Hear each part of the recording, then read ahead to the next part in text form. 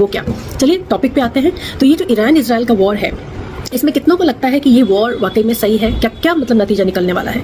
100 school going girls को मारा गया, स्कूल पे अटैक किया गया, कई सिविलियंस मारे गए, बच्चे मारे गए, जिनका कोई इससे वास्ता नहीं है, उनको पता भी नहीं है कि वॉर हो क्यों रहा है, नॉर्मल लाइफ जी रहे थे। लेकिन अंधाधुंध मिसाइल अटैक, अंधाधुंध ड्रोन अटैक्स, अंधाधुंध सारे अटैक्स कर रहे हैं। तो मुझे बताओ कि टेररिस्ट कंट्री होती क्या है? कौन सी कंट्री टेररिस्ट हुई फिर? अमेरिका, इजराइल, जो एक कंट्री पे इतना ज्यादा दबाव डाल रही है, इतना उसको कंट्रोल कर रही है सिर्फ पावर के बेसिस पे, ओके, और सिविलियंस को मार रही है। कौन सी रिलीजियस स्क्रिप्चर में लिखा है कि सिविलियंस को मारना अच्छी बात है?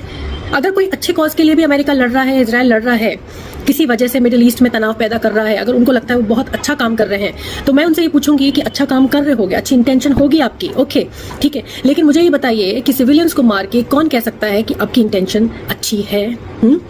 कोई एनिमल्स को भी ऐसे नहीं मारता है। तो क्या हम बात करके, डायलॉग करके, डिस्कशन करके कोई चीज को सॉल्व नहीं कर सकते कि हमें लोगों को मार के ही अपनी पावर जतानी होगी?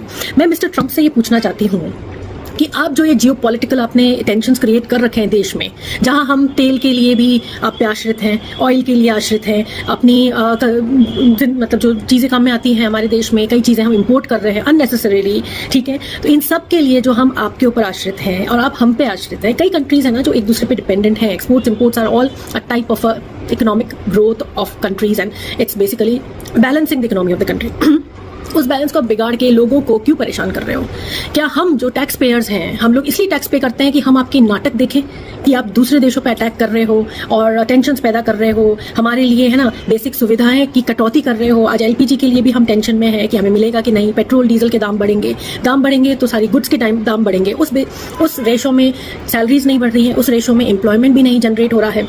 कौन सी कंट्री कहती है कि उसका जीडीपी जो है ना इतना हाई है, हाँ 8 है, 9% है और हम बहुत ग्रो कर रहे हैं, लेकिन हमें दूसरी कंट्रीज से चीजें खरीदनी पड़ रही है उनकी शर्तों पे, ठीक है। आज हम सस्ते में ऑयल खरीदते थे रशिया से, लेकिन हमें अमेरिका ने ऐसा बोला कि 30 दिन का टाइम है आपके पास, 30 दिन एक टेम्पररी रिलीफ हम आपको दे रहे हैं कि आप रशिया से ऑयल खरीदो। Who are you to guide us?